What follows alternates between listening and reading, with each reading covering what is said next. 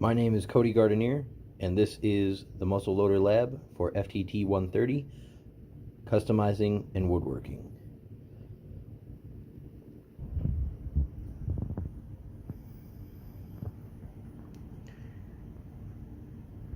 I started the lab with unboxing about a week before the class started.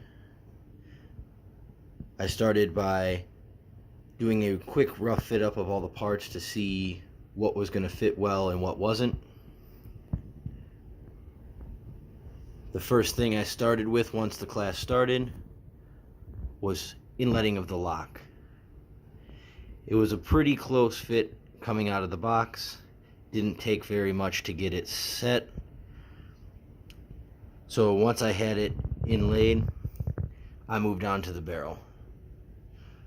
What I didn't realize when I set the lock in place is that the barrel right here was set too far forward so it wouldn't fit into the lock. So I had to remove material from the tang and rear seat of the barrel to make it fit. Once I got it fit, I moved on to the barrel tenons, which required quite a bit of filing to fit into the dovetails on the barrel. Once I got them to fit, I measured my holes on the stock and drilled them.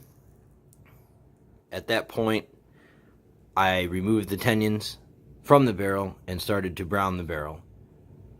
For browning of the barrel, I set up a steam room in my house and used a browning solution I ordered online. It required about 20 to 25 applications of the browning solution over a course of 10 days to get the brown color that I wanted. I utilized a cotton ball to apply it, and I used a propane torch to heat the barrel hot enough to create the brown.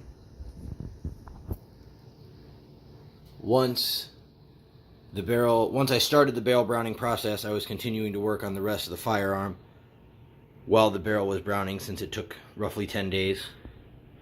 I started at the butt plate and toe plate fitment, which took me a little longer than I thought it would. The curvature on the back of the stock did not quite fit the butt plate, and as you can see down here at the bottom where the toe plate and butt plate meet, I ended up taking too much material off the stock. But that was really the only bad thing. The rest of it fit up pretty well. As you can see, the toe plates fit in there pretty well. I was able to blend the toe plate and the butt plate pretty well. I was really happy with how that turned out. Once I had the toe plate and the butt plate set, the next was the trigger. That was already pretty close to fitting. I just had to do some minor scraping with the tools and a little bit of Dremel work to get that to fit. Didn't take very long. And then the thimbles also were pretty well fit. I just had to drill the holes and tap the thimbles themselves. Wasn't too much of a problem. The end cap, I actually had to do some filing around the muzzle to get it to fit the shape of the barrel. So I had to wait to do that one until after the barrel was finished. Once I had all the accoutrements fitted, I moved into stock shaping, which I utilized a sanding block and sandpaper mostly. I did use a rasp in this area around the tang, because this around the tang sat up about 3/16 of an inch over the top of the tang. So I used a rasp to get that down quickly. The rest of the shaping was done with a sanding block and sandpaper.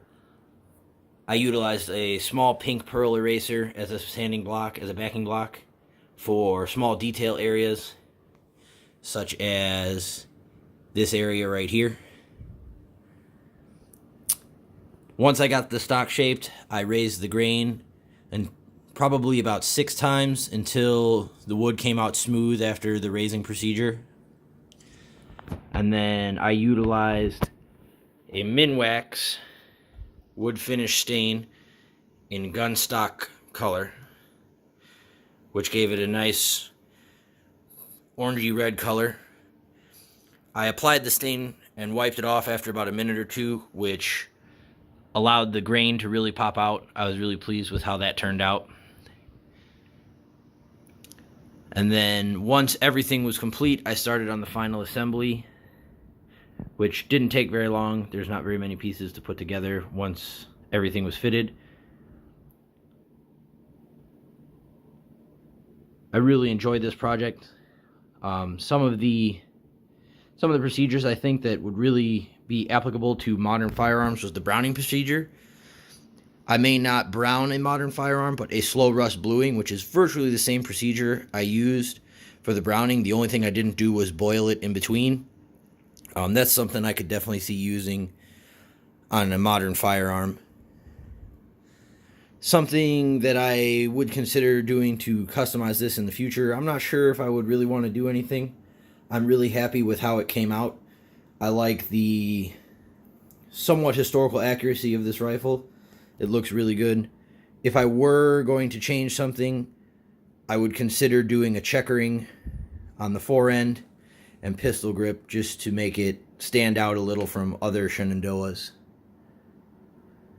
The only sources I used for this whole project were the Muzzleloader Lab and FTT130 woodworking and customizing textbooks from SDI, from the SDI press. Both were copyrighted in 2016. So this is my muzzleloader project, and I'm quite pleased with how it came out.